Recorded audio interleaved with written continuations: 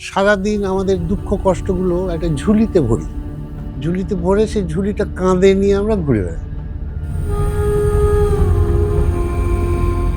ডাক্তারবাবু আমি খুব দুঃখী। আরে ভাই তুই দুঃখী তো তোর ব্যাপার। Nobody is bothered. নাত জামার সঙ্গে প্রেম। সন্দেহ, ধারণা দুটোই। তুই ভাব ওই ফ্যামিলিটার কি অবস্থা। কিন্তু বেশিরভাগ বাচ্চারাই যারা একটু দুরন্ত তারা কিন্তু এরকমই হয়, কিন্তু সবাই কি এই রোগে আক্রান্ত তাহলে? এই জন্যই তো সাইকিয়াট্রিস্টের কাছে যাও। তো এই দুষ্টুটা এমন, এখন স্কুল থেকে প্রবলেমগুলো নিয়ে ডেকে পাঠাবে প্যারেন্টসদের, তখন তাদের খেয়াল হয়। আমি বোঝাতে পারছি তখন তোর মনের অবস্থাটা কি হয়। সারা ডাক্তারের কাছে গেলাম, আমাকে ব্রিগেড ওষুধ দিয়ে দিয়েছে, একদম। আমি খাবো না। না না না না না, ছেড়ে দাও ছেড়ে দাও ছেড়ে দাও, লাগবে না। ওষুধ সম্বন্ধে বা রোগ সম্পর্কে যদি জানতে হয় 4 জনের কাছে জানিস না ভাই। এই যে হঠাৎ হঠাৎ রেগে যাওয়া, it is basically impulse control disorder বা প্রবলেম। সব রাগী মানুষেরই যে ওষুধ লাগে তা কিন্তু না। আবার কিছু কিছু রাগ আছে যেখানে অন্য রোগের সঙ্গে আছে, যেমন ঘুম। সেরকম রাগটাও কিন্তু অনেক সময় অনেক রোগের সঙ্গে আসে।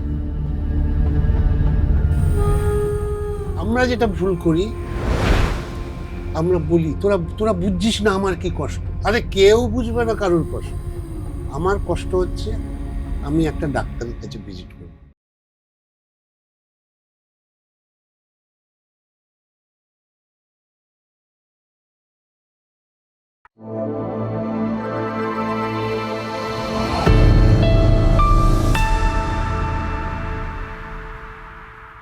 শরীর খারাপ হলে শরীরের যত্ন তো নেওয়া হয়, কিন্তু মন খারাপ হলে মনের যত্ন কি আমরা নিই? সচরাচর কিন্তু নিই না। এই ধরুন, খুব শরীর খারাপ হয়েছে, অফিস থেকে ছুটি, বাড়িতেই বসে আছি, কিন্তু মন খারাপ। সেই মন খারাপের ছুটি কি অফিস দেয়? বা অফিসে কি বলতে পারি যে মন খারাপ হয়েছে, আজকে ছুটি দরকার বা আজকে আমার ছুটির প্রয়োজন?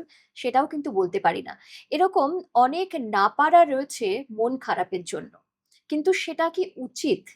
বা যদি মন খারাপ হয় কি করব? কি করণীয়? কি করে বুঝবো মন খারাপ, এবং সেই মন খারাপ একটা শারীরিক সমস্যাও ডেকে আনতে পারে? এই সমস্ত প্রশ্ন নিয়ে নানান সময় আমাদের মধ্যে অনেক রকম জিজ্ঞাসাও থাকে। আর সেগুলির উত্তর খুঁজতে চেষ্টা করেও পারি না। সেরকমই কিছু প্রশ্নের উত্তর খোঁজার চেষ্টা করব আজকে ডেবি আনলিস্টের এই নতুন পডকাস্টে। আর যে উত্তর দিতে আজকে আমাদের সঙ্গে আমাদের এই আড্ডায় রয়েছেন আমার খুব পছন্দের একজন মানুষ, মনোবিদ ডক্টর কেদার রঞ্জন ব্যানার্জি। ডক্টর ব্যানার্জি, স্বাগত জানাই। নমস্কার। নমস্কার। অনেক বছর পর আপনার সঙ্গে দেখা। হ্যাঁ, কেমন আছেন? খুব ভালো আছি। এবং আমি যখনই, হয় না সচরাচর কাজের মধ্যে থাকলেও কখনো সখনো হয়, আজকে মনটা হয়তো ভালো নেই। আজকে হয়তো এটা করতে চেয়েছিলাম, হলো না, একটু মনে হচ্ছে ডাউন। তখনই আমার আপনার বলা কথাগুলো সবসময় মনে হয় যে আচ্ছা একে এটা বলেছিলেন, এইটা করে তো মনের খানিকটা ভালো করা যায়। তো আমি না খুব পজিটিভ ভাইবস পাই সেই ২০০৮ থেকে ২০২৫, 25 লং একদম। ইয়ার্স। তো মনের কথা বলতে গেলেই অনেক প্রশ্ন আসে, কিন্তু সবার প্রথমে যেটা জানতে চাইবো, মনের যত্ন কি করে নেওয়া উচিত? This is a million dollar question Sujata. হুম। আমরা কি করি জানিস তো? আমরা উম সারাদিন আমাদের দুঃখ কষ্টগুলো একটা ঝুলিতে ভরি। ঝুলিতে ভরে সেই ঝুলিটা কাঁধে নিয়ে আমরা ঘুরে বেড়াই। এবার রাত্তিরে সেই ঝুলিটা বালিশের পাশে রাখি, নিয়ে শুই। তখন মনে হয় যাক, আজকের দিনটা তো শেষ। এবার ঘুম থেকে উঠেই আবার ঝুলিটা কাঁধে নিয়ে নিই এবং সেই দুঃখের ঝুলিটা নিয়ে আমরা সারাদিন বইতে থাকি। তুই আমার একটা কথা বল, আমি যদি মনে করি আমি দুঃখী, কার কি যাবে আসবে ভাই? কারুর কিচ্ছু যাবে আসবে না। তুই বল, এরকম তো আমরা অনেক প্রোগ্রাম করেছি একসঙ্গে এবং ডাক্তারবাবু আমি খুব দুঃখী। আরে ভাই তুই দুঃখী তো তোর ব্যাপার। Nobody is bothered. অতএব আমাদের যেটা মেন জিনিস, মেন জায়গা যেটা আমি বারবার এমফাসাইজ করি, সেটা হচ্ছে আমাদের ভালো থাকতে হবে। Because life is beautiful. এবং সবচেয়ে আরেকটা জিনিস আমার মনে হয় আজকের এই প্রোগ্রামে যখন সুযোগ পেয়েছি আমি বলি দর্শকদের জন্যে, শরীর থাকলে শরীর খারাপ হয়, মন থাকলে মন খারাপ তো হতেই পারে। আমরা দেখ ডায়াবেটিস, হাইপারটেনশন কত সুন্দরভাবে আমরা গ্রহণ করে নিয়েছি। ও আপনার ডায়াবেটিস আছে? আচ্ছা, আচ্ছা। না আমি চিনি খাবো না, আমি তো ইনসুলিন নিই। এটা কিন্তু আমাদের খুব কমন কথা। ঠিক। এবং তার জন্য আমরা সকালে খালি পেটে ২ টো ওষুধ, দুপুরবেলা খাওয়ার আগে ১ টা ওষুধ, রাত্তিরে খাওয়ার আগে ১ টা ওষুধ, শুতে যাওয়ার আগে ২ টো ওষুধ। এই হচ্ছে আমাদের ডায়াবেটিস, হাইপারটেনশনের কোর্স। প্রেসক্রিপশন। হুম। হ্যালো? কিন্তু একটা কথা বলি। ধর আমাদের সবচেয়ে কমনেস্ট রোগ, আমাদের রোগটাকে না ২ ভাগে ভাগ করা হয়। মেইনলি আরো কয়েকটা ভাগ আছে। একটা হচ্ছে সাইকোটিক, একটা হচ্ছে নিউরোটিক। এগুলো শুনে বোধহয় তোর না এটা এবং আমি দর্শকদের জন্যই বলছি, যারা আমাদের নতুন দর্শক আছে। Psychotic, neurotic. সাইকোটিক মানে হচ্ছে সে নিজে স্বীকার করে না যে সে রোগী। সে বলে আমি তো ভালো আছি, দিব্যি ভালো আছি। এদিকে বিড়বিড় করছে, হাসছে, ভায়োলেন্ট হয়ে যাচ্ছে। কিন্তু সে ভালো আছে, ডাক্তারের কাছে যাবে না। আর একটা হচ্ছে নিউরোটিক। নিউরোটিক মানে হচ্ছে ডাক্তারবাবু আমার কেমন যেন মনে হয় হাতে ময়লা লেগেছে, আমি বারবার হাতটা ধুই। আর আমি এখান থেকে কিছুতে বেরিয়ে আসতে পারছি না। এটা হচ্ছে নিউরোটিক। এটা হচ্ছে OCD basically, obsessive compulsive disorder. তো এই যে নামগুলো আমি বলছি না, তো সাইকোটিকের মধ্যে সবচেয়ে বেশি রুগী আমরা পাই সিজোফ্রেনিয়া। এবং সিজোফ্রেনিয়ার মধ্যে প্যারানয়েড সিজোফ্রেনিয়া আমাদের ক্লিনিকে সবচেয়ে বেশি আসে। সন্দেহবাতিক যেটা। হুম, হুম। মজার যেটা আমি বোঝাতে চাইছি সেটা হচ্ছে দেখ, আজকে ডায়াবেটিসে যারা ভোগে তাদের চিন্তা থাকে কিডনি নিয়ে, তাদের চিন্তা থাকে চোখ নিয়ে, তাদের চিন্তা থাকে আর্টারিজ নিয়ে। এমনও আছে ডায়াবেটিক পেশেন্টদের আঙুল কেটে বাদ দিতে হয়েছে, পা কেটে বাদ দিতে হয়েছে, হুম, নন ট্রিটেড ডায়াবেটিক যারা হয়। হুম, হুম। কিন্তু সাইকিয়াট্রির এমন কোনো অসুখ নেই যেগুলোতে এইগুলো আছে। আমি বোঝাতে পারছি? ঠিক। আজকে কোনো সিজোফ্রেনিক পেশেন্টকে তার কিডনি নিয়ে ভাবতে হয় না, সে যদি ঠিকঠাক ওষুধ খায়। তার বেসিক্যালি থট ডিসঅর্ডার। এই চোখের নিচের প্রবলেমটা নিয়ে কিডনি বল বা চোখ বল বা আর্টারিজ বল এইগুলো নিয়ে কিন্তু সাইকিয়াট্রি রুগীদের চিন্তা করতে হয় না। হুম। এটা বলার একটাই আমার উদ্দেশ্য, যে সাইকিয়াট্রি পেশেন্ট যারা আছে, they are so stigmatized. They are so stigmatized in our society. তারা চিকিৎসা করাতে যেতে চায় না। আমি কি পাগল? বোঝাতে পারছি? ছোট একটা উদাহরণ দিই। কোনো স্টেশনে নামলি, নিয়ে রিক্সাওয়ালাকে জিজ্ঞেস করলি, বাবু এই ঘোষপাড়া মৃত্তিকদের বাড়ি যাবো, কত নিবি? বলে না রিক্সা নিতে হবে না বাবু, ওই যে সোজা দেখছেন পাগলির বাড়িটা, তার পাশের বাড়িটাই হচ্ছে মৃত্যু। এটা কিন্তু বছরের পর বছর হয়ে এসছে। যাদের বাড়িতে মানসিক রুগী আছে তারাই একমাত্র বোঝে একদম। এই কষ্টটা কোথায়, তারাই একমাত্র বোঝে। এবং এগুলো কিন্তু বাড়ছে। আজকের দিনে ধর আগে যদি আমি মাসে 10টা ডিমেনশিয়া পেশেন্ট দেখতাম, এখন সেটা বেড়ে দাঁড়িয়েছে 20 থেকে 25টা। এবং আগে বলা হতো 70-এর ওপর ডিমেনশিয়া, হুম। এখন 40-এ ডিমেনশিয়া আসছে। Things are changing. আর আরো যত আমরা এগুবো, আরো কিন্তু আমাদের ডিসঅর্ডার গুলো চেঞ্জ হবে, যেভাবে কোভিড চেঞ্জ হচ্ছে। একদম। ডক্টর ব্যানার্জি এখানে জানতে চাইবো এই যে মানসিক সমস্যার কথা বললেন, দুটো ভাগে ভাগ করে সুন্দর করে বুঝিয়ে দিলেন এবং এটা থেকে কি তাহলে কোনো রকম শারীরিক সমস্যা হতে পারে না? শুধু যেকোনো মানসিক সমস্যা থেকে? নাকি অবহেলা করলে সেটা শারীরিক সমস্যাও ডেকে আনতে পারে? না, অবহেলা করলে শারীরিক সমস্যা আসতে পারে। সে তো যে কোনো রোগেরই তাই। আজকে ফুটবল খেলতে গিয়ে আমার পাটা মচকালো। আমি ঘুরিয়ে ঘুরিয়ে বাড়ি এলাম। কিন্তু বাবার সামনে মার সামনে দেখাতে পারবো না যে আমি খোঁড়াচ্ছি, কারণ তাহলে আবার ঝাড় খাবো। কেন খেলতে গেছিলি এই বৃষ্টিতে? অতএব এটা লুকুলাম আমি। লুকুতে গিয়ে শেষে দেখা গেল ওখানে একটা ফ্র্যাকচার হয়েছে। তার জন্য আমাকে ৬ সপ্তাহ ক্রেপ ব্যান্ডেজে রেখে স্কুল কামাই করে মাঠে না গিয়ে ঘরে বসে থাকতে হবে। আনট্রিটেবল যত জিনিসই দেখবি, সে শারীরিক রোগ হোক আর মানসিক রোগ হোক, সেটা কিন্তু বিপদ অন দি লং রান টেনে আনবে। কিন্তু আমরা যেতে চাই না মানসিক রোগের ক্ষেত্রে, কারণ ইট ইজ স্টিগমাটাইজড। এবং এই স্টিগমাটা একদিনে হয়নি। একটা গল্প বলি শোনো। এক সন্ন্যাস ছিল জঙ্গলে। সেটা বটগাছতলায় একটা মন্দির ছিল। সে রোজ ধ্যান জপ করতো ধুনি জ্বালিয়ে। 2-3টে শিষ্যও ছিল। তারা সারাদিন আশপাশের গ্রাম থেকে ভিক্ষা চেয়ে নিয়ে আসতো। একটু চাল কেউ দিত, একটু আলু, কেউ একটু দুধ দিত। ওরা এসে রান্না-বান্না করতো এবং সবাই মিলে খেত। তো একদিন মহারাজ গুরুদেব আরকি জঙ্গলে হাঁটছে। পেছনে দিয়ে একটা মিউ, মিউ, মিউ, মিউ করে একটা বাচ্চা বেড়াল পেছন, পেছন হাঁটছে। তো ১ম দিকে গুরুজি হ্যাট, হ্যাট করেছে, তাও সে যায় না। ও মহারাজের পেছন, পেছন, পেছন, পেছন হাঁটছে। মহারাজের দয়া হলো। গুরুজি ওটাকে বেড়ালটাকে কোলে করে নিয়ে এসে আশ্রমে এলো। বলে, এ আমাদের নতুন, একে রাখ, একে দুবেলা খাওয়া ভাই, তা নইলে আমাকে হাঁটতে দিচ্ছে না।"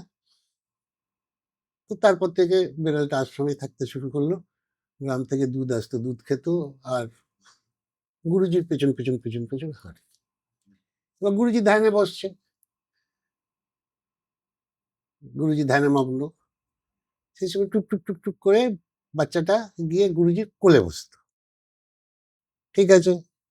গুরুদেবের একটু অসুবিধে হতো ধ্যান করতে। বলতো না কিছু, থাক বসে আছে। দিন যায়, মাস যায়। এবার বিড়ালটা একদিন কাঁধে উঠে বসলো। তো গুরুদেব একটু ঝাঁকালো, ও নাবে না। বেশি ঝাঁকালে ওর মাথায় উঠে বসে। বুঝাতে পারছি? এবার একদম। গুরুদেবের ধ্যান ভগ্ন হলো। হুম, হুম। তখন শিষ্য-শিষ্যেরা হৈ, হৈ করে ছুটে এলো। গুরুদেব কি হয়েছে? বলে, "শোন না বাবু, কিছু হয়নি। বিড়ালটাকে একটা দড়ি দিয়ে ওই গাছটার গোড়ায় বেঁধে রাখ। আমি যতক্ষণ ধ্যান করব, ততক্ষণ বিড়ালটা ওখানেই যেন বাঁধা থাকে।" ভালো কথা। যেই কথা সেই কাজ। দড়ি দিয়ে বেঁধে দেওয়া হলো এবং রোজ গুরুজি যখন ধ্যানে বসতো, তখন বিড়ালটাকে দড়ি দিয়ে বেঁধে দেওয়া হতো। এবার বছর যাচ্ছে, বিড়ালেরও বয়স হচ্ছে, গুরুজিরও বয়স হচ্ছে। একটা সময় এলো যখন গুরুজি মারা গেল। এবার এক শিষ্য থেকে আরেকজন গুরুজি হলো। হুম। এবার সেও যখন ধ্যানে বসলো, সে ওই বিড়ালের গলায় দড়িটা বেঁধে ওখানে টাঙিয়ে দিল। কারণ সে দেখেছে তার গুরুকে ১ম থেকে ধ্যান বসার আগে গলায় দড়ি দিয়ে গাছতলায় বেঁধে দেওয়া। বেড়ালটাকে। This is what I wanted to mean. মানসিক রোগ মানে পাগল, মানে ভায়োলেন্ট, মানে ভেঙে দেবে। তুই তো আমার চেম্বারে গেছিস, তো কাচের দরজা, ২০ বছরের পুরনো চেম্বার, কেউ তো ভাঙেনি। কিন্তু সাইকিয়াট্রি মানেই পাগল, সাইকিয়াট্রিস্ট মানে পাগলের ডাক্তার। আমাদের এই স্টিগমা থেকে বেরোতে হবে। তার আরেকটা কারণ, WHO স্টাডি তো বলছে যে ২০৩০-এর পর প্রতিটি ৩টে বাড়ি অন্তর, অন্তর you will get a psychiatric patient. সেসব আমি বাদ দিচ্ছি। হুম, হুম। কিন্তু প্র্যাকটিক্যালি ভাব, আমাদের ছেলেমেয়েরা বা আমাদের নেক্সট জেনারেশনের ছেলেমেয়েরা স্কুলে যে পড়ছে, স্কুল থেকে কি রেটে এখন কমপ্লেন আসে বলতো বাচ্চাগুলোর? ঠিক। কিন্তু স্কুলে তো এখন ব্যবস্থাও করা হয়েছে। বিভিন্ন রকম কাউন্সেলিং সেশন এগুলোতে ব্যবস্থা করা হয়। দেখ, this are all theories. Okay. একটা ধর কন্ডাক্ট ডিসঅর্ডার বাদ দে, ADHD বল, হুম। Attention deficit hyper active disorder, এটা কিন্তু বাড়ছে আচ্ছা। এবং আমাদের ক্লিনিকেও আসছে। প্রচুর স্কুল থেকেই বলছে যে আপনারা যান সাইকিয়াট্রিস্ট দেখান। ADHD, attention deficit hyper active disorder. এই ধর, ধর, ধর, ধর, এই দেখ, দেখ, দেখ, দেখ, এই এটা ভেঙে দিল, এই এটা ছুঁচ না, ছুঁচ না রে। And this picture is very common. তুই ভাব, হুম, হুম, তোর হুম, জানাশোনার মধ্যে আছে এরকম বাচ্চা হুম। এবং তার মা-বাবারা জানেই না যে এটা একটা রোগ। কিন্তু বেশিরভাগ বাচ্চারাই যারা একটু দুরন্ত তারা কিন্তু এরকমই হয়। কিন্তু সবাই কি এই রোগে আক্রান্ত তাহলে? এই জন্যই তো সাইকিয়াট্রিস্টের কাছে যাওয়া। এক্সাক্টলি। আমাদের একটা টেস্ট হয়, যেরকম ধর কারোর যদি মাথা ধরে এবং সেটা ক্রনিক হয়, আমরা একটা MRI করাই ব্রেনের, বা কারোর ধর কাশি হচ্ছে, আমরা চেস্ট এক্স-রে করাই ডায়াগনোসিসের জন্য, কনফার্ম করার জন্য। সেরকম মানসিক রোগের ক্ষেত্রেও কিন্তু সাইকোমেট্রি করা হয়। এটা রোগ না, এটা দুষ্টুমি, এটা আগে আমাকে জানতে হবে। এক্সাক্টলি। আমি যখন সবসময় বলি, আমার প্রেসক্রিপশনে লেখাই থাকে, দেখবি যে আমার ওষুধ কাজ করবে 60%, 40% কিন্তু আপনাদের চেষ্টা। এই 40%টা কি? যেমন একটা ডায়াবেটিকের পেশেন্ট, তার ব্লাড সুগার লেভেল হাই, সে ডাক্তারের কাছে গেছে, তো ডাক্তার ওষুধ দিয়েছে, বলছে আপনি তাহলে ওষুধটা খেয়ে 3 মাস পরে আসুন। 3 মাস পরে গেছে, গিয়ে দেখছে ডায়াবেটিস তো কমেনি, বরঞ্চ বেড়েছে আরো। হুম তো ডাক্তার গেছে রেগে, বলছে আপনি ওষুধ ঠিক করে খাচ্ছেন না মশাই, আর দোষ দিচ্ছেন ডাক্তারের। তখন ওর স্ত্রী পাশে ছিল, বলে ডাক্তারবাবু আমি রোজ হাতে ওষুধ দিই, ওষুধ নিয়ে কোনো প্রবলেম নেই। ডাক্তারবাবু পড়েছে মহা ফ্যাসাদে, তাহলে প্রবলেমটা কোথায়? তখন হিস্ট্রি নিয়ে দেখা যাচ্ছে যে ভদ্রলোক, যে রুগী, তার একটা বইয়ের দোকান আছে বাজারে। ও রোজ সকালে 8টার সময় বইয়ের দোকানটা খোলে। তার পাশেই হচ্ছে শিবুদার দোকান, ওখানে গরম জিলিপি আর কচুরিটা হয়। তিনি 4টে গরম জিলিপি খেয়ে তারপর বইয়ের দোকানটা। এই 40% হচ্ছে জিলিপি, যেটা সব রোগে আছে, একদম মানসিক রোগের ক্ষেত্রেও আছে। এই রিসেন্ট গতকালকেই আমার ওখানে এসেছিল একজন ডিমেনশিয়া পেশেন্ট, ভদ্রলোকের বয়স 86, ভদ্রমহিলার বয়স হচ্ছে ওই 78 বছর, খেয়াল নেই আমার। ভদ্রলোকের ধারণা তার স্ত্রী, who is 76 or 78 years old, হুম তার নাত জামার সঙ্গে প্রেম করে। সন্দেহ ধারণা দুটোই। তুই ভাব ওই ফ্যামিলিটার কি অবস্থা। আমারই একজন খুব পরিচিত, তার সন্দেহ যে তার ছেলে আর ছেলের বউ তার আলমারি থেকে সমস্ত সোনা গয়না টাকা পয়সা নিয়ে নিচ্ছে। এবার স্ত্রী বলছে নয় তুমি মাকে রাখো, আর তা নাহলে আমাকে রাখো। আমি খুব ক্যাজুয়ালি গল্পগুলো বলছি, একদম। কিন্তু আমি বোঝাতে পারছি ওয়্যার উই মানে যে স্ট্যান্ড। ফ্যামিলির ওপর থেকে যাচ্ছে তারা জানে যে কি হ্যাঁ, সিচুয়েশনের মধ্যে দিয়ে তারা যাচ্ছে। এটা যেমন ডিমেনশিয়ার ক্ষেত্রে বললাম, সেরকম আমার কাছে একটা বাচ্চা আসে, তার মা বাবা থাকে বোম্বেতে, ছেলেটা থাকে কলকাতায় তার ঠাকুরদাদা ঠাকুমার কাছে। এডিএইচডি, যে কোনো সময় ঠাকুমাকে ঠেলে দিলে ঠাকুমা পড়ে আবার হাড় ভাঙবে। মা বাবা চাকরি করছে বোম্বে। একদম এই কষ্টগুলো মানে কি হয় জানিস তো, মানে ইউ রিয়েলি ফিল ইট, মানে কষ্ট হয়, কারণ এই রোগগুলো বাড়ছে। একদম। ডক্টর ব্যানার্জি, তাহলে একজন সাধারণ মানুষ যারা ধরুন এটা নিয়ে একটু ওয়াকিবহাল বা একটু পড়াশোনা করেছেন বা একটু আগ্রহ রয়েছে তারা জানেন। কিন্তু সাধারণ মানুষ তারা কিন্তু অনেক সময় বুঝতে পারেন না যে ঠিক কখন একজন মানুষ মনোবিদের কাছে যাবেন। একেকটা রোগের ক্ষেত্রে নিশ্চয়ই একেক রকম আ রেমেডি হবে। কিন্তু সাধারণভাবে কখন যাওয়া প্রয়োজন? কখন বুঝবেন যে যেতে হবে? এইবার আমাকে একটা কথা বল, তুই তো মা, তো বাচ্চাটা যখন ছোট ছিল, যখন রাত্রিবেলা কেঁদে উঠতো, তো তুই কি করতিস? আগে কোলে নিয়ে আরাম দেওয়ার চেষ্টা করতিস, হতো না সারা রাত্রির কেঁদেছে, কি করতিস?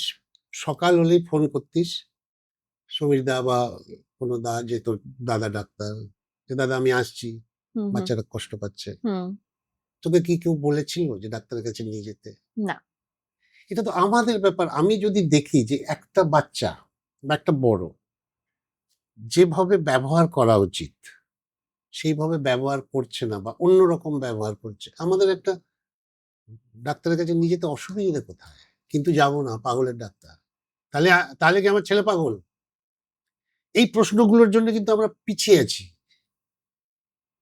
আমাদের প্রবলেমটা কিন্তু সেখানে। এই প্রশ্নগুলো যখন মনে আসে, না সত্যি তো ও তো একটু দুষ্টু, কিন্তু এই দুষ্টুটা এমন, যখন স্কুল থেকে প্রবলেম গুলো নিয়ে ডেকে পাঠাবে হুম, প্যারেন্টসদের, হুম।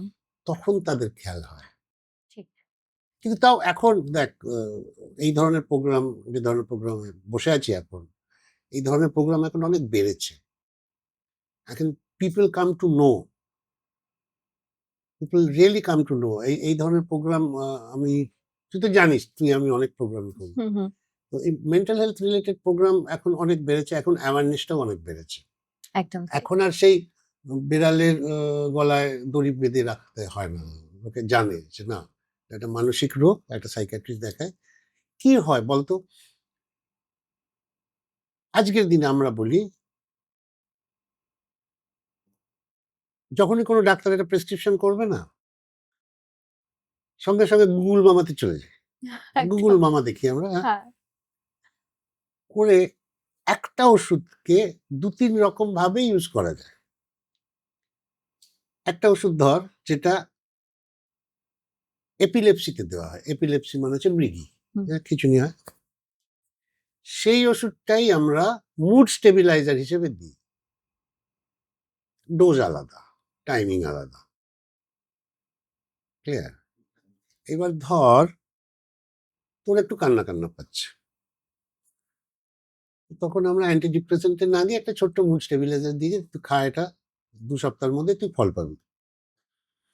এবার তুই কিনতে গেলি এটা ওষুধের দোকানদারে, ওষুধের দোকানদার তো চেনা, জেঠু আমাকে এই ওষুধটা দাও। কি রে সুজাতা, তুই এই ওষুধ খাচ্ছিস, তোর কি মৃগী হয়েছে? আমি বোঝাতে পারছি তখন তোর মনের অবস্থাটা কি হয়। শালা ডাক্তারের কাছে গেলাম, আমাকে মৃগীর ওষুধ দিয়ে দিয়েছে, একদম। আমি খাবো না। না না না না না, ছেড়ে দাও ছেড়ে দাও ছেড়ে দাও, লাগবে না। হলো, নেক্সট ডাক্তারের কাছে গেলি, সে ওষুধ দিল, হ্যাঁ এটা ঠিক আছে। ওষুধ সম্বন্ধে বা রোগ সম্পর্কে যদি জানতে হয়, 4 জনের কাছে জানিস না ভাই, বলি। একদম। একটা হচ্ছে গুগল মামা, ডক্টর গুগল। দ্বিতীয় হচ্ছে পাশের বাড়ির কাকিমা, দে আর ভেরি ডেঞ্জারাস। আমরা আমরা তো পাই, দেখ আমি তো গ্রামে গঞ্জে কাজ কাজ করি, সুন্দরবনে তো এত একদম। বছর কাজ করছি, তো এইগুলো থেকে এইগুলো জোগাড় করা। হুম। তো প্রথম হচ্ছে গুগল মামা, দ্বিতীয় হচ্ছে পাশের বাড়ির কাকিমা বা বৌদি, তৃতীয় হচ্ছে বল, তোকে গেস কর, তোকে আমি 2টো টপিক দেবো আজ। মেডিসিন শপে যে বসে থাকে, এটা 4 নম্বর, ওটা ৪ নম্বর? কাজের মাসি, আচ্ছা, যে পাঁচ বাড়িতে কাজ করে। বৌদি আচ্ছা। জানো না গো, মল্লিকদের বাড়িতে ওর ওই হয়েছিল, ওই করেছিল, ওরা ভালো হয়ে গেছে, তুমি ওই করো। ঠিক। তাহলে প্রথম গুগল মামা, দ্বিতীয় হচ্ছে পাশের বাড়ির কাকিমা, তৃতীয় হচ্ছে কাজের মাসি, চতুর্থ হচ্ছে ওষুধের দোকানদার। এই জেঠু বাবা এই দোকানটা করেছে। তিনি ক্লাস 8 পাস ছিলেন তখনকার দিনে, 9 ফেল। উনি এই দোকানটা করেছিলেন। সেই দোকানটা জেঠু পেল। ঠিক আছে, জেঠু বিকম পাস করেছিল, উনি দোকান চালাচ্ছিল। তার ছেলে ক্লাস 12 পাস করে দোকানে ঢুকে গেছে। বুঝতে পারলাম, তার মানে 3 জেনারেশনের ওষুধের দোকানদার, মানে তারা ওষুধ সম্বন্ধে অনেক কিছু জানে। একদম। অতএব এই এই এগুলো আমি কেন এক্সাম্পল গুলো দিচ্ছি, দেখ আসলে সাইকিয়াট্রি নিয়ে না অনেক স্টিগমা রয়েছে, অনেক স্টিগমা আছে, যে ঘুমের ওষুধ দিয়ে চিকিৎসা করা হয়। হুম। ডাক্তারবাবু ঘুমের ওষুধ নয় তো? এই প্রশ্নটা থাকেই। থাকেই, এবং আই ফিল ভেরি লাকি যখন আমাকে প্রশ্নটা করে, কারণ আমাকে না করলে না ওই 4 জনের কাছে জিজ্ঞেস করুন। ঠিক। কোন 4 জন? ওই যে গুগল মামা, পাশের বাড়ির কাকিমা, কাজের মাসি এবং ওষুধের দোকানদার। দোকানদার। তো আমি ওই জন্য সবসময় বলি যে ওষুধটা আমি দেই, ইউ শুড নো যে আমি কেন ওষুধটা খাচ্ছি। একদম। ডক্টর ব্যানার্জি, আজকাল যে শব্দটা সবথেকে বেশি শোনা যায় বা ছোট থেকে বড়, টিনেজার থেকে বয়স্ক সকলেই বেশিরভাগ সময় বলেন যে আমরা খুব অবসাদে ভুগছি। ডিপ্রেশন, মানে আমরা খুব ডিপ্রেসড। কোনো একটা কাজ হলো না, খুব শোনা যায় যে আমরা খুব ডিপ্রেশনে রয়েছি। এই যে আমরা ডিপ্রেসড বা আমি ডিপ্রেশনে ভুগছি, এটা মানে কি করে বুঝবেন একজন মানুষ সত্যিই তিনি ডিপ্রেশনে আছেন? নাকি এটা এখন একটা জাস্ট ওই ট্যাগ হয়ে গেছে যে আমি ডিপ্রেসড? না না, ট্যাগ তো আছেই, এটা একটা স্ট্যাটাস সিম্বল। হ্যাঁ। এবং ও একটা গল্প বলছিলাম না, আমরা একটা ব্যাগ রাখি, যে ব্যাগে আমরা সারাদিনের দুঃখ কষ্টটা হুম। ঢুকিয়ে আমরা কাঁধে করে নিই, আমি খুব ডিপ্রেসড ভাই, আমি খুব ডিপ্রেসড। এবং উত্তরটা আমি একই দিই যে তোর তোর ডিপ্রেস হয়েছে তো আমার বাবার কি, ভাই আমার কিছু করণীয় নেই। বাট ডিপ্রেশনের কিছু সিমটমস আছে, কিরকম? অবভিয়াস সিমটমস আছে। মনটা খারাপ লাগে, ঘুম তাড়াতাড়ি ভেঙে যায়, ঘুমটা ঠিক হয় না, you are not satisfied with your sleep, খিদে চলে যায়, কান্না কান্না পায়। These are all features of depression. এর যদি দুটো হয়, it is better to consult a psychiatrist. আচ্ছা, এখানে একটু ইন্টারাপ্ট করি। এরকম অনেক সময় হয়, অনেকের জীবনেই হয়তো হয় যে কোনো একটা ঘটনা জন্য হয়তো সেটা সাময়িকভাবে হলো, ঘটনাটা যেই ওভারকাম করে গেল, ঘটনাটা শেষ, তার রিঅ্যাকশন শেষ, সেই মানুষটি আবার নরমাল লাইফে চলে এলো। তাহলে কি সে সত্যি ডিপ্রেশনের পেশেন্ট বা না, না, ডিপ্রেশনে এটা হচ্ছে ভুগছেন? কোপিং মেকানিজম বলি আমরা, সুজাতা। ওকে। একটা মানুষের এক রকম কোপিং মেকানিজম। আমরা জিনিসটাকে কিভাবে দেখছি, যেমন ধর একটা পিরামিড। পিরামিডটাকে যদি আমরা ওপর থেকে দেখি মনে হবে স্কোয়ার। পিরামিডটাকে যদি পাশ থেকে দেখি মনে হবে একটা ট্রায়াঙ্গেল। হুম। আর পিরামিড থেকে যদি অবলিক ভিউ দেখি তখন it looks like a pyramid. হুম। তো তোর এই প্রবলেমটা পিরামিডের মতো ধর। আমি সেটা ওপর থেকে দেখছি, আমার মনে হচ্ছে স্কোয়ার। যিনি ক্যামেরার পেছনে আছেন উনি দেখছেন সাইড ওয়াইজ, দেখছেন ট্রায়াঙ্গেল। তুই দেখছিস oblique view, and you can see the real image, it's a pyramid. কিন্তু আমরা দুজন কিন্তু স্কোয়ার আর ট্রায়াঙ্গেল। অতএব তোর যে এই ডিস্ট্রেস, তোর এই ডিপ্রেশন, আমরা দুজন কিন্তু বুঝছি না। ঠিক।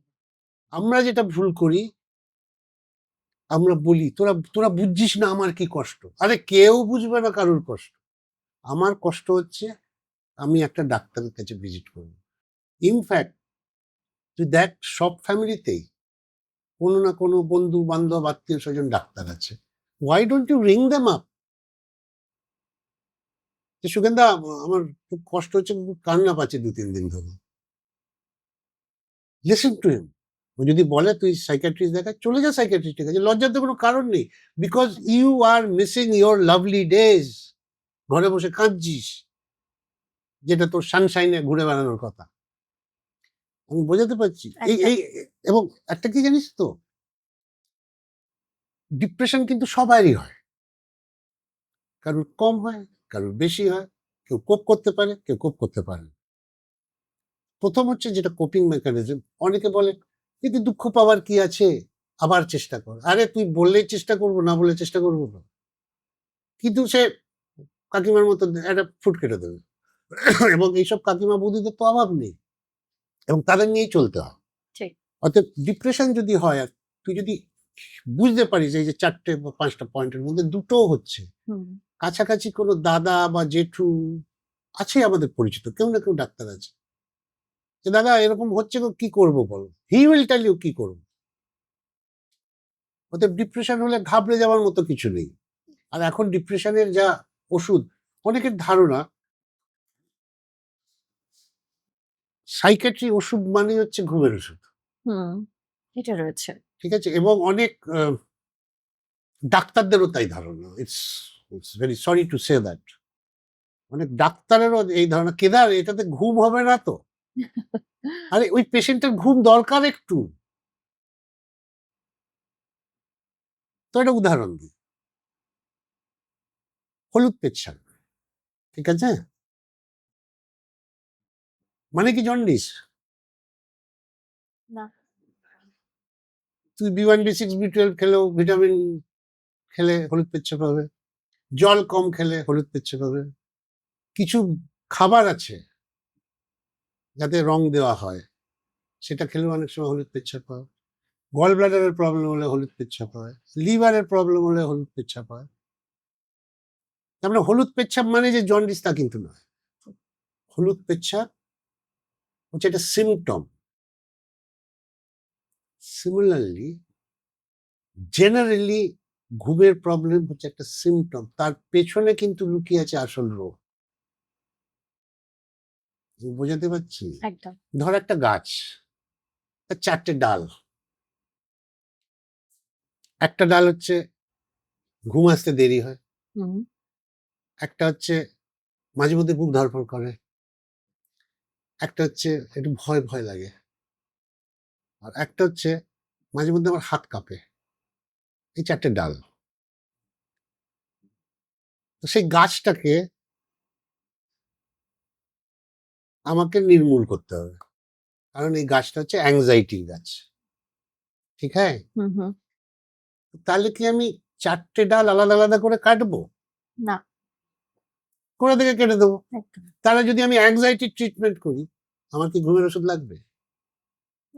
না, আমার অ্যাংজাইটিটা কমিয়ে দিলেই তো ঘুমের ওষুধ কমে আর যাবে, লাগছে না। হ্যাঁ, এই ৪ টে সিম্পটম আলাদা করে তো লাগছে না। আলাদা করে লাগছে না। হুম, এখন এই কনসেপ্ট গুলো লোকের নেই। বলছি না এমনকি ডাক্তারদেরও নেই। একদম। যে ঘুম, ঘুমটা দরকার মানুষের। ঠিক আছে? অনেক রোগ আছে যে রোগে ঘুম আসতে দেরি করে, আর কিছু রোগ আছে ঘুম তাড়াতাড়ি ভেঙে যায়। এই ডিপ্রেশন নিয়ে আলোচনা করছিলাম। ডিপ্রেশনের ঘুম কিন্তু তাড়াতাড়ি ভাঙে। অ্যাংজাইটির ঘুম আসতে দেরি হয়। আচ্ছা। শুধু ঘুম দেখেই তুই ডায়াগনোসিস করতে পারবি। ইনফ্যাক্ট সুজাতা, তোকে সত্যি কথা বলি, কাউকে বলিস না। আমাদের লাইনে আমার অভিজ্ঞতায় বলি ৩০টা রোগ আর ৪০টা ওষুধ, তার বাইরে কিছু নাই। একদম। কটা রোগ, ৩০ টা, কটা ওষুধ, ৪০ টা। তার বাইরে কিন্তু নেই। যে কোনো স্পেশালাইজড লাইনে তুই যদি যাস, হুম, হুম। তার বাইরে কিছু নেই। তাহলে প্রশ্ন হচ্ছে, তোর কাছে এত ভিড় হয়, আমার কাছে ভিড় হয় না কেন? দুটো ডাক্তার এক হসপিটালে আছে, একটা ডাক্তারের কাছে ভিড় হয়, একটা ডাক্তারের কাছে ভিড় হয় না। রোগ তো ৩০টা, ওষুধ তো ৪০টা। ওই যে অনেকের কাছে গেলে তার কাছেও একটা খুব সুন্দর তার এই সঙ্গে কথা বলেই এটা অর্ধেকের বেশি রোগ এটা চলে যায়। এটা হচ্ছে পজিটিভ ভাইবস। এক্স্যাক্টলি। এই ভাইবসটা তোকে দিতে হবে পেশেন্টকে, যে দেখ তুই ঘাবড়াস না বাবু। আমি খুব দুষ্টু ছিলাম, তুই তো জানিসই। ছোটবেলা থেকেই দুষ্টুমি করতাম, এখনো করি। তো আমার দুষ্টু ছেলেমেয়েদের খুব ভালো লাগে। এই জেঠু, আমি বললাম শোন, তুই ৩ মাস পরে আসবি, তুই ভালো আছিস। না না না বাবা, আমি পরের মাসেই আসবো, জেঠুর কাছে আসবো। তো এইটা কিন্তু মানে this is what is needed. ঠিক। ওই বাচ্চাটা কিন্তু আমাকে আপন করে নিয়েছে। ও মা বাবার চেয়েও বেশি আমার কথা শোনে। তুই কিন্তু ঠিক আছে, তুই আসবি, কিন্তু ৬টায় কিন্তু তুই ফোনটা বন্ধ করে দিবি।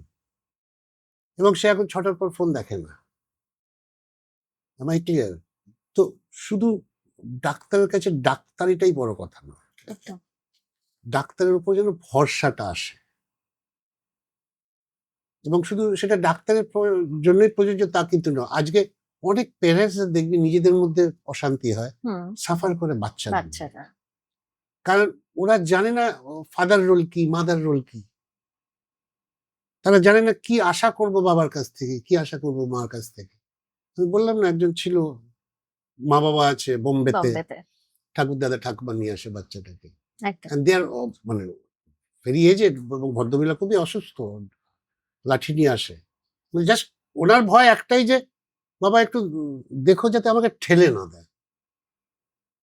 একদম তাই। হুম, আচ্ছা, এই যে মানে আমি জানি মনের কথা বলতে গিয়ে আমাদের এই মানে সময়টা এত কম, মানে এটা নিয়ে তো মুশকিল আসান যে প্রোগ্রামটা আপনি করেন, আমি তো প্রায় প্রত্যেকটা এপিসোড, হয়তো ২-১ টা মিস করেছি, কিন্তু প্রত্যেকটা এপিসোড দেখি এবং অসম্ভব ভালো লাগে।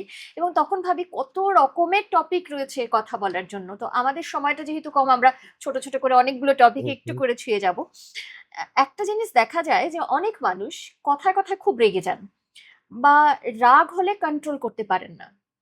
সেটার আউটবাস্ট হয়। সেটা ফ্যামিলির কারোর উপরে হতে পারে, বন্ধুদের উপরে হতে পারে, চেনা পরিচিত হতে পারে, অফিস কলিগের উপরে হতে পারে, এরকম ধরনের হয়। সেটাও কি একটা মানসিক রোগ? না, এটা মানসিক রোগ ১ম এই বলব না। আগে আমাকে ডিটেইল হিস্ট্রিটা নিতে হয়। আচ্ছা। সাইকিয়াট্রিতে আমাদের ডিটেইল হিস্ট্রিটা খুব জরুরি হয়। হুম, হুম, কারণ আমাদের পেট টিপে স্টেথোস্কোপ লাগিয়ে কিছুই পাবি না। হুম। আমাদের পুরো হিস্ট্রিটার উপর নির্ভর করে। ঠিক আছে? তো কিছু পার্সোনালিটি ডিসঅর্ডার আছে যাদের এই ইম্পালস কন্ট্রোল প্রবলেমটা হয়। এই যে হঠাৎ, হঠাৎ রেগে যাওয়া, it is basically a impulse control disorder বা প্রবলেম। আবার রেগে যাওয়াটাও যেমন ইম্পালস কন্ট্রোল, আবার হাত ধোয়াটাও ইম্পালস কন্ট্রোল। আবার ক্লেপ্টোম্যানিয়া, চুরি করা, অভাবে নয় স্বভাবে। মনে আছে আমরা এই হুম, প্রোগ্রামটা হুম, করেছিলাম? হুম। তো এইগুলো হচ্ছে ইম্পালস কন্ট্রোল। তো যদি পার্সোনালিটি থেকে এই ঝগড়াঝাটিটা করে, বা যারা বর্ডার লাইন পার্সোনালিটি, তারাও কিন্তু অ্যাঙ্গার কন্ট্রোল করতে পারে না। For them medicine works wonderful. Okay. কিন্তু কিছু, কিছু ক্ষেত্রে আছে যে না, লোকটা একটু রাগী আছে। যেমন ধর তুই দেখবি সমস্ত অফিসেই কিছু, কিছু লোক থাকে, ধর শার্টটা একদম পরিষ্কার পরিচ্ছন্ন, খুব আবার পারফেক্ট হবে। একদম পারফেক্ট হয়। এবং আমরা যেমন এই পরে এলাম, একটা শার্ট হাতের সামনে ছিল, পরে বেরিয়ে এসেছি, ওরা কিন্তু গুছিয়ে পড়বে, একটা ধুলো লাগলে পোকা পড়লে এরকম করে সরিয়ে দেবে, বেশিরভাগ অভিযোগ পাবে। এরা হচ্ছে পারফেকশনিস্ট। এবং ওরা যদি কোনো কাজ মন দিয়ে করে, সেই সময় তুই যদি ওকে 4টে রসগোল্লাও দিস, ও রেগে যাবে। তো এইটাকে কিন্তু তুই ইম্পালস কন্ট্রোল বলবো না আমি, এটা ওর পার্সোনালিটি প্যাটার্নটাই ওর। অতএব সবসময় যে রেগে গেলেই ওষুধ লাগে তা কিন্তু না। আমার একটা ছোট গল্প বলি। একটা বাচ্চা ছিল, সে যখন তখন রেগে যেত, বুঝলি, যখন তখন রেগে যেত, হাতের সামনে যা পেতো ছুঁড়ে মারতো, সামনে যে থাকতো। এবং বাড়িতে কোনো জিনিস গোটা ছিল না, চেয়ার ভাঙা, টেবিল ভাঙা, আলমারির হাতল ভাঙা, কোনো কাঁচ নেই জানলা, ইত্যাদি ইত্যাদি। তো মা পরেশান, বাবা পরেশান। তো সে বাড়িতে একদিন দাদু ভাই এলো, দাদু ভাই মানে ঠাকুর দাদা, বাবার বাবা এলো, তারা আলাদা থাকে। তো ছেলের বউ কমপ্লেন করলো, দেখো তোমার নাতি কি করেছে, দেখো একটাও কিছু হয়নি। বলে দাঁড়া আমি ঠিক করছি। দাদু ভাইকে ডাকলো। পরের দিন সকালবেলা দাদু বলে, দাদু ভাই শোন। বলে বলো।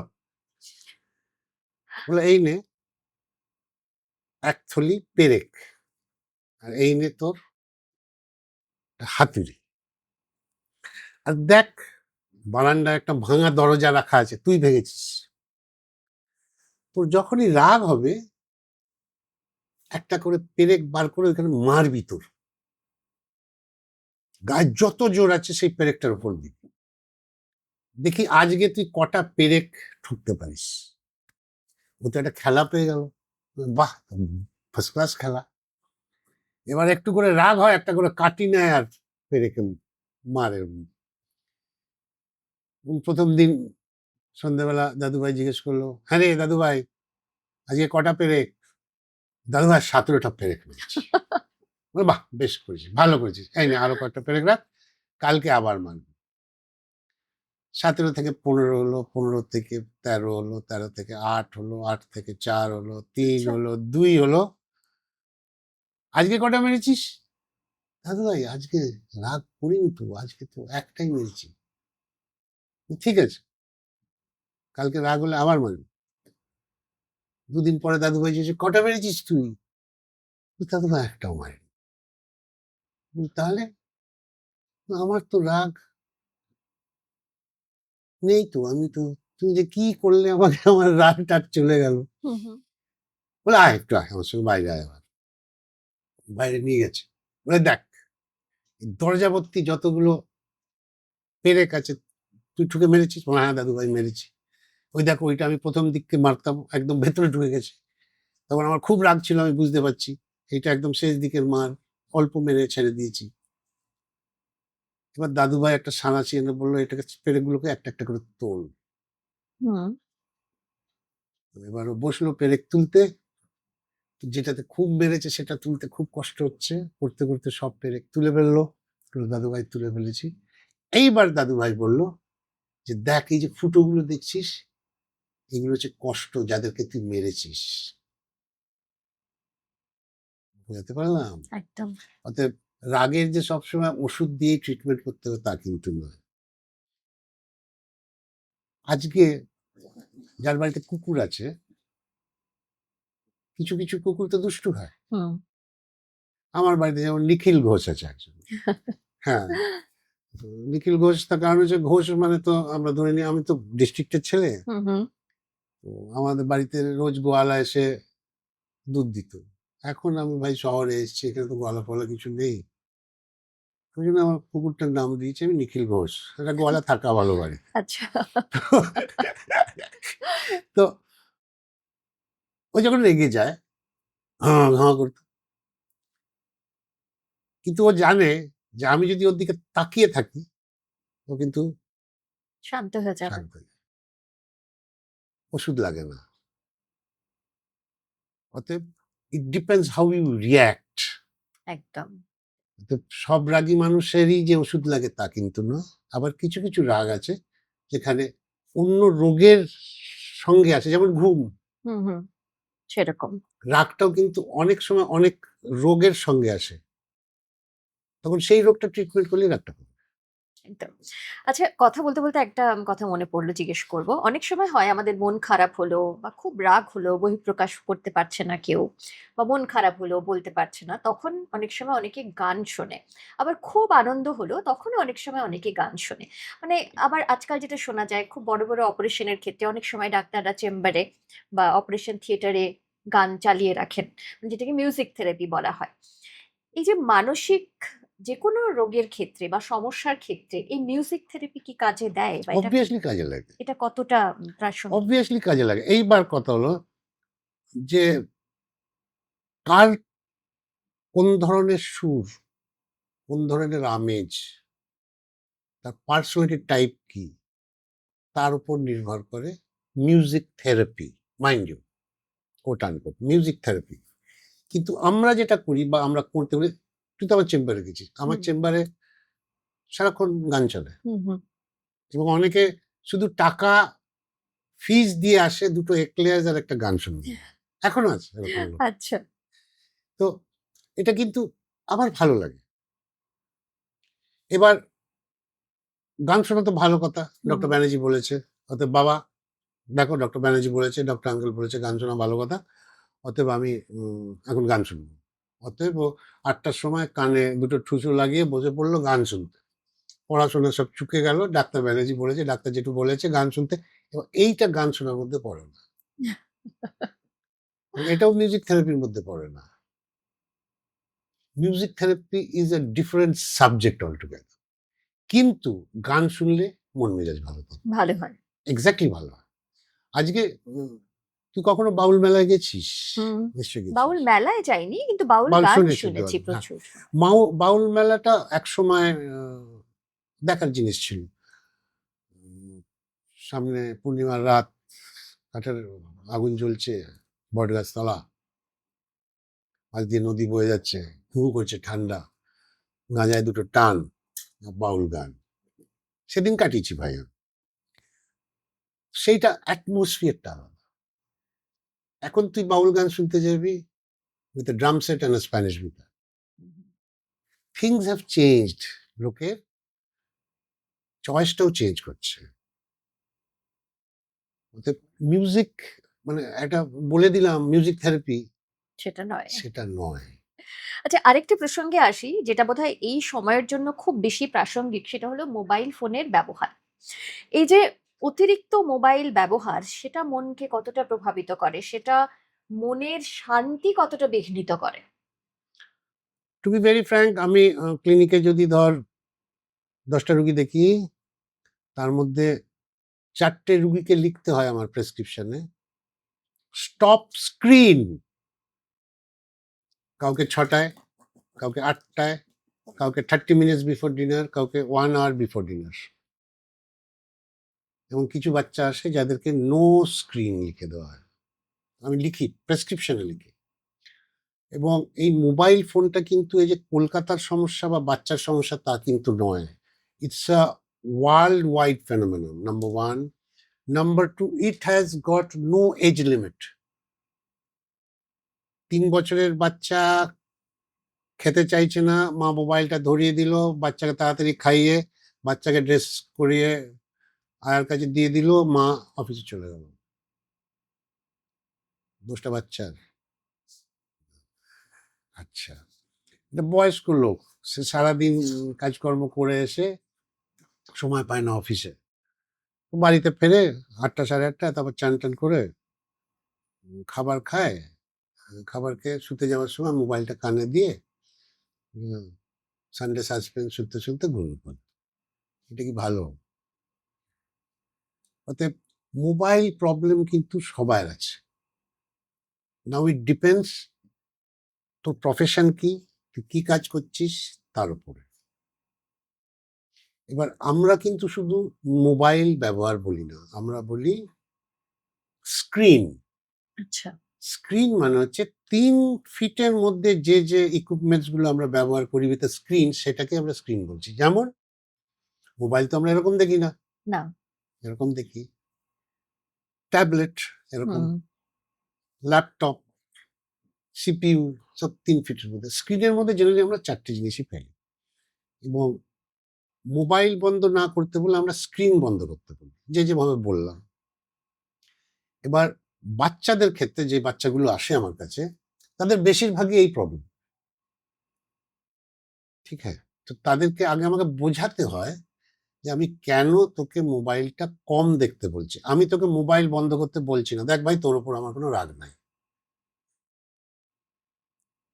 তোর উপর আমার কোনো রাগ নেই, কিন্তু তোকে বুঝতে হবে বাবু।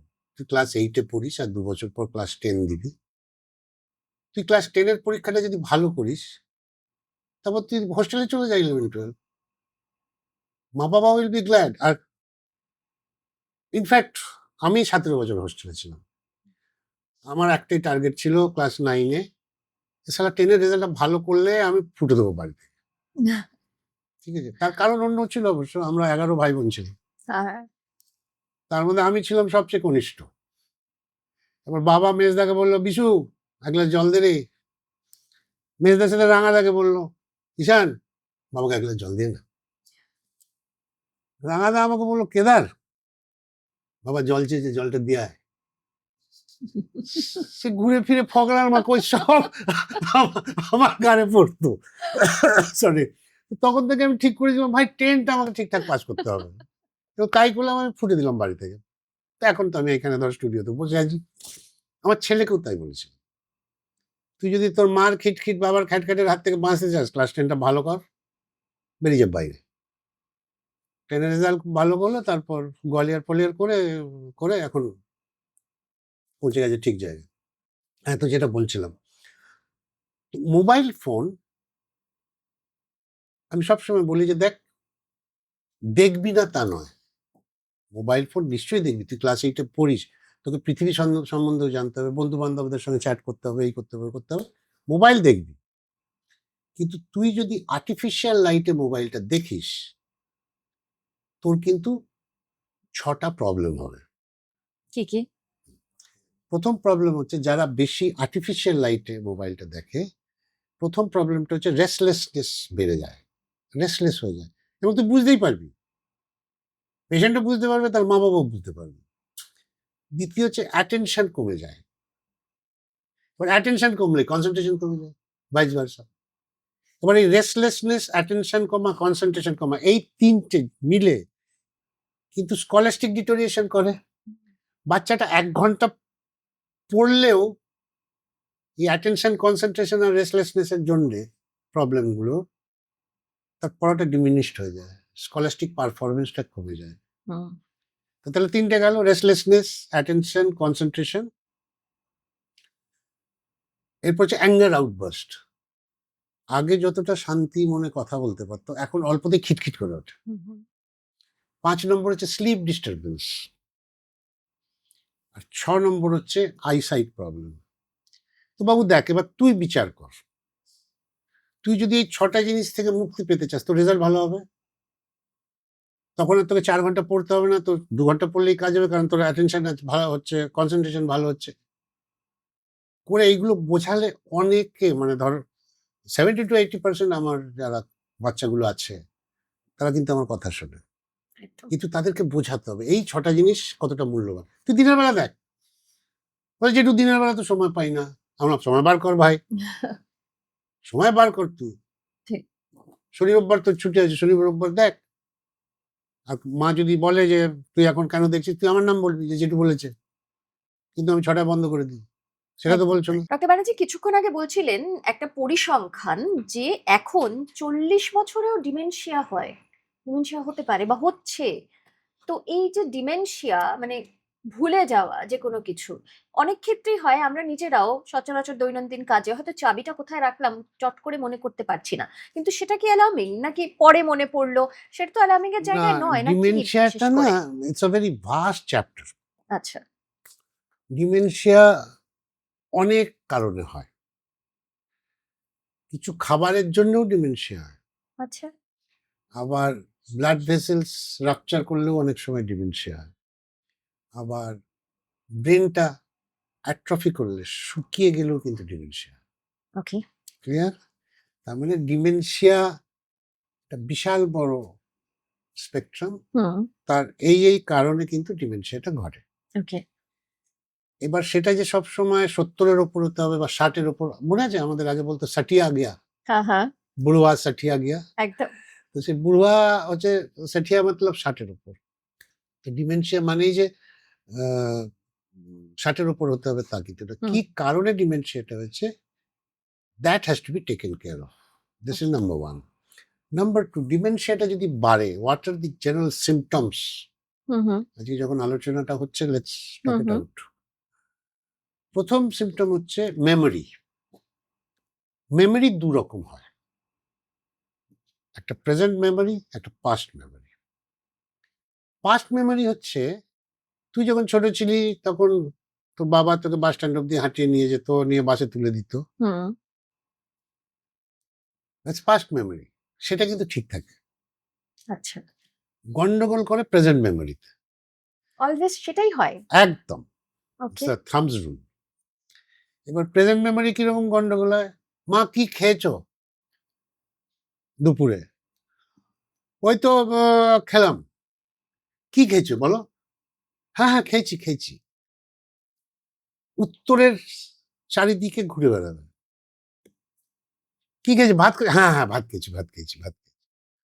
ভাত খেয়েছো, শুধু খেয়েছো? না না না, শুধু তো না, ভাত। ঠিক আছে, উত্তরের চারিদিকে ঘুরে বেড়াবে, কারণ ও নিজেও বুঝতে পারছে যে আমি ভুলে গেছি। আচ্ছা। বোঝাতে পারছি? এটা নিজেরা রিয়ালাইজ করতে পারেন? একদম। ওকে, তখন সেটাকে কনফ্যাবুলেট করে, ওকে। ঘুরে বেড়ায়। এবং এটা যে কি কষ্টের একমাত্র সেই জানে।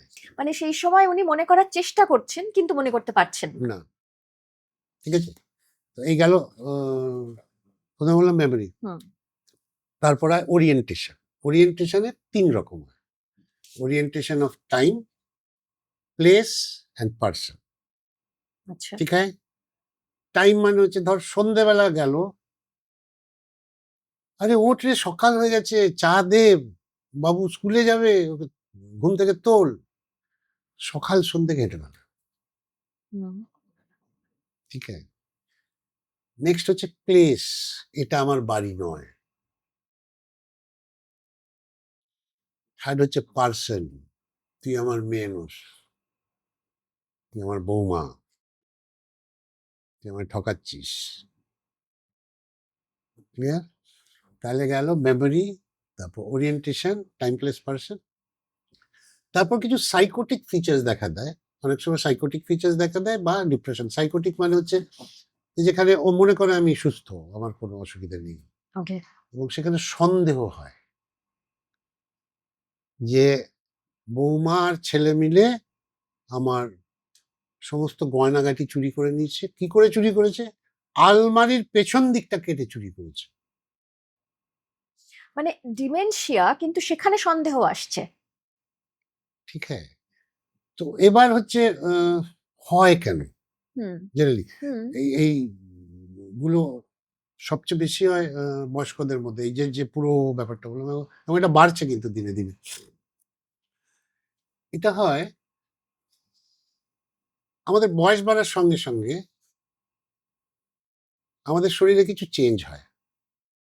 যেমন কালো চুল সাদা হয়, হুম, চামড়া কুঁচকে যায়, এগুলো আমরা বাহ্যিক দেখতে পাই। সেরকম শরীরের ভেতরেও চেঞ্জ হয়। হুম। কি চেঞ্জ হয়? হার্টের পাম্পিং ক্ষমতা কমে যায়, পেটের হজম শক্তি কমে যায়, এরকম ডিফারেন্ট অর্গানের এরকম প্রবলেম হয়। হুম। চোখে ক্যাটারাক্ট হয়, কানে শুনতে কম পায়। ব্রেনেও চেঞ্জ হয়। ব্রেনে কি চেঞ্জ হয়? ব্রেনটা শ্রিঙ্ক করে বা অ্যাট্রফি হয়, ওকে। যেটা এমআরআই এ আমরা পাই, সেরিব্রাল ডিফিউজ সেরিব্রাল অ্যাট্রফি। এবার এমন কোনো ওষুধ আছে কি যে ওষুধ খেলে সাদা চুল আবার কালো হবে? না। এমন কোনো ওষুধ নেই যে ওষুধটা খেলে আবার চামড়া টানটান হবে। অতএব এমন কোনো ওষুধ নেই যে ওষুধ খেলে ব্রেনটা আবার পুরনো জায়গায় ফেরত যাবে। তাহলে উপায়? তাহলে ডাক্তারের কাছে যাবো কেন? হুম, কথা হলো, এই যে পয়েন্ট ৩ টে তোকে বললাম, টাইম, ওরিয়েন্টেশন আর মেমোরি, এর মধ্যে কিছু জিনিস আছে যেটা আমরা ওষুধ দিয়ে কিছু করতে পারবো না। যেমন ওকে। মেমোরি কিছু করতে পারবো না। ওরিয়েন্টেশন, টাইম, প্লেস, পার্সন কিচ্ছু করতে পারবো না। কিন্তু সাইকোসিসটাকে তো কমাতে পারবো, হুম, ডিপ্রেশনটাকে তো কমাতে পারবো, ঘুমটাকে তো ঠিক করতে পারবো, বাড়িতে তো একটা শান্তি আসবে। একদম মানে পার্শিয়ালি কিছুটা ঠিক করা যাবে এইভাবেই। এইভাবেই। আর যেটা আমরা করি সেটা হচ্ছে আমরা কিছু ওষুধ দিই। হুম, সেই ওষুধের কাজ হচ্ছে ব্রেনকে স্টিমুলেট করা নয়, কিন্তু ব্রেন আবার নর্মাল হয়ে গেল নো। ব্লাড সার্কুলেশনটা বাড়িয়ে দিই ব্রেনে। ওকে, কারণ ব্রেন খাদ্য কোথা থেকে পায়? ব্লাড। ব্লাড থেকে পায়। ব্লাডে কোথা থেকে খাদ্যটা থাকে? আরবিসিতে থাকে, হুম, হুম, সেখান থেকে ব্লাড সার্কুলেশন বাড়ে, ব্রেনের খাদ্য পুষ্টির যোগায়। এর বাইরে কিন্তু ট্রিটমেন্ট নেই, বাট কয়েকটা ডুজ অ্যান্ড ডোন্টস আছে। ডিমেনশিয়াটা যখন বলছি তখন এইগুলো হুম, বলে দেওয়া দরকার। হুম, হুম, ডুজ অ্যান্ড ডোন্টস এর মধ্যে প্রথমেই আমরা যেটা বলি যে পেশেন্টের যে ঘর, সেই ঘরে যে আসবাবপত্রগুলো আছে সেগুলো যেন চেঞ্জ না করা হয়। অনেক সময় আমরা করি না, শীতকালে খাটিয়াটা এনে জানলার ধারে রাখি একটু রোদ্দুরের আলো পাবে বলে। এইগুলো চেঞ্জগুলো দেখলে না আমাদের বিহেভিয়ারটা একটু পাল্টে যায়। হলো। দ্বিতীয় জিনিস হচ্ছে এদের বাড়ি যতটা পারা যায় শিফট কম করা উচিত। যে যাও তুমি একটু মাসির বাড়ি ঘুরে এসো, বা একটু যাও না পিসির ওখানে থাকো 10 দিন। Don't do that. Don't shift his residence. Okay, এদের সিমটম গুলো অ্যাগ্রাভেট করে। 3 নম্বর হচ্ছে ঘরের ভেতরে এমন কিছু রাখবো না যেটা হাওয়ায় দোলে। মুভেবল মানে Yeah, দুলছে লাইক পর্দা। পর্দা আছে, 12 মাসের ক্যালেন্ডার এক পাতার হয়, আচ্ছা, সেগুলো হুম, হুম, হুম, সেইগুলো আমরা বারণ করি। কারণ ওরা সাইকোসিস অনেকের থাকে তো, ওরা ভাবে কিছু দাঁড়িয়ে আছে, হাট হাট হেই এরকম করে। এইগুলো দেখ ছোট ছোট জিনিস, কিন্তু এইগুলো যদি করতে পারি আমরা, পেশেন্ট একটু ভালো থাকে। একদম তাই। অর্থাৎ ডিমেনশিয়া বলুন, কারণ এই যে চ্যাপ্টারটা মনের রোগ বা মনের নানান ধরনের রোগ, তার মধ্যে যেমন ডিমেনশিয়া রয়েছে, দুশ্চিন্তা রয়েছে, ডিপ্রেশন রয়েছে, অতিরিক্ত জেদ বা এছাড়া আরো অনেক টপিক। মানে আমরা যে প্রোগ্রামটা করেছি বছরের পর বছর প্রোগ্রামটা করেছি 5 তাও বছর শেষ 5 হয়নি। বছর ৫ বছর টানা একটা প্রোগ্রাম করে গেছি, কিন্তু সেখানেও আমাদের টপিক শেষ হয়নি। তো একটা ১ ঘন্টার প্রোগ্রামে তো টপিক শেষ হওয়ার নয়। তবে আরো বেশ কয়েকটা এপিসোডে আপনাকে কিন্তু চাইবো যে আপনি আসবেন এবং বিভিন্ন বিষয় নিয়ে আমরা যাতে কথা বলতে পারি, যাতে আমাদের দর্শকরা মানে অনেক রকম প্রশ্ন থাকে সাধারণ মানুষের। এই ধরুন যাদের সুইসাইডাল টেনডেন্সি থাকে, তারা কেন সেই বাড়ছে। হ্যাঁ, কেন মানে বাড়ছে এবং সেখান থেকে কি করে তারা বেরোতে পারেন, মুক্তি পেতে পারেন, সেই সমস্ত বিষয় নিয়ে অনেক কিছু বলার রয়েছে। তবে ছোট্ট করে একদম জানতে চাইবো, আজকাল অনেক মানুষ একাকিত্বে ভোগেন। লোনলিনেস সেটা পরিবারের মধ্যে থেকেও আসে অনেকে, অনেকে যারা একা থাকেন তাদের মধ্যেও আসে। এটার কি কোনো সমাধান রয়েছে? সমাধান তো অবভিয়াসলি আছে। লোনলিনেসটা হয় কেন বলতো? আমাদের কোপিং মেকানিজমের অভাব। আচ্ছা। আমি লোনলি ফিল করব কেন? তোর অফিস থেকে ফোন করেছিল, আপনি কোথায়? আমি বললাম ঠেক মারছি। সোমবার দিন সকালবেলা একটা ডাক্তার, সে 10টার সময় ঠেক মারছে। ঠিক আছে, আমি মারছি কারণ ভাই আমি life is beautiful for me, I exactly. Want to enjoy life. হ্যাঁ, এবং ঠিক আছে, আপনি ভীষণ পজিটিভ হ্যাঁ, ভাইবস দেন এবং আমি অলওয়েজ। আমি লোনলি ফিল করব কেন? ঠেক মারলাম তো চিন্তায় পড়ে গেল যে কোথায়? আমি বললাম সল্টলেক। বললো আপনার 11টা আসার কথা। আমি বললাম 11টা 5 এর মধ্যে পৌঁছে যাবো। ঢুকে পড়েছি, যদিও রাস্তা ভুল করেছি, ঢুকে পড়েছি। তো আমার বক্তব্য সেটা যে একাকিত্ব না, ইটস আ ফিলিং। ওকে। ওই আবার সেই পিরামিড, তুই কিভাবে দেখছিস তোর এই জীবনটাকে?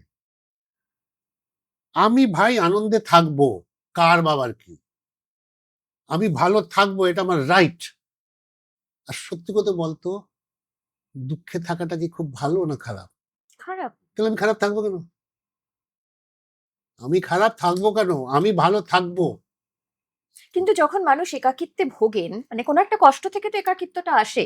তখন তো এই চিন্তা ভাবনাগুলো আসে না যে আমি খারাপ থাকবো কেন? তখন মনে হয় মানে একাকিত্বর মধ্যেই থাকাটা সে ওই সেটা যে কি করে? ওই যে বললাম, আচ্ছা তোকে আরেকটা উদাহরণ দিই। এই দুঃখের থলি তো বলে দিলাম তোকে। হুম, আমরা নিয়ে ঘুরতে ভালোবাসি। ধর এই পেনটা, হুম, এই পেনটা আমি হাতে ধরলাম। হুম নিয়ে হাতটা সোজা রাখো, ঠিক আছে? আমার কাছে পেনটার এখন কোনো ওজনই লাগছে না। হুম এটা যখন 20 মিনিট হয়ে যাবে তখন হাতটা একটু নড়বে আমার। ঠিক এটা যখন 1 ঘন্টা হবে তখন আমার হাতটা মনে হবে একটু গোটাই। যখন 2 ঘন্টা হবে পেনটা আমার হাত থেকে পড়ে যাবে। একাকিত্ব তাই। আমরা ঝুলিগুলোকে নিয়ে ঘুরে বেড়াই। আমরা ঝুলিগুলোকে নিয়ে ঘুরে বেড়াই। Why? আমি কেন সেই ঝুলিগুলো নিয়ে ঘুরবো?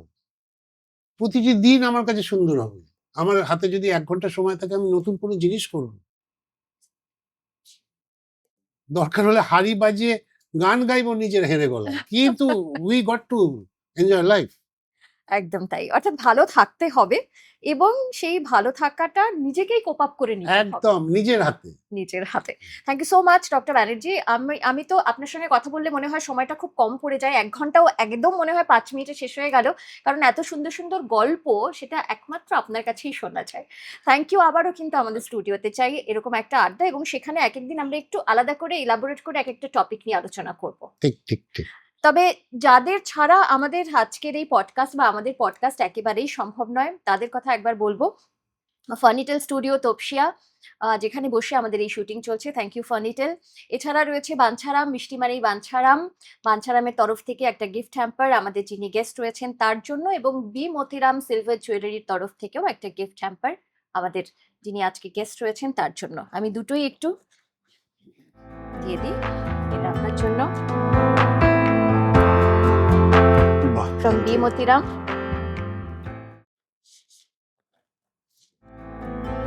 বাহ! Thank you. Most welcome. Thank you everybody. And thank you আপনাদেরও এভাবেই সঙ্গে থাকবেন। ডেবি আনলিশড অবশ্যই সাবস্ক্রাইব করবেন, লাইক করবেন, ফলো করবেন। আর আমাদের অনুষ্ঠান কেমন লাগছে কমেন্ট সেকশনে আপনাদের মতামত জানাবেন। এবং আগামী দিনে কাদের ইন্টারভিউ আপনারা দেখতে চাইছেন, কাদের কথা শুনতে চাইছেন সেটা কিন্তু অবশ্যই কমেন্ট সেকশনে লিখে জানাবেন। এভাবেই সঙ্গে থাকবেন, ভালো থাকবেন।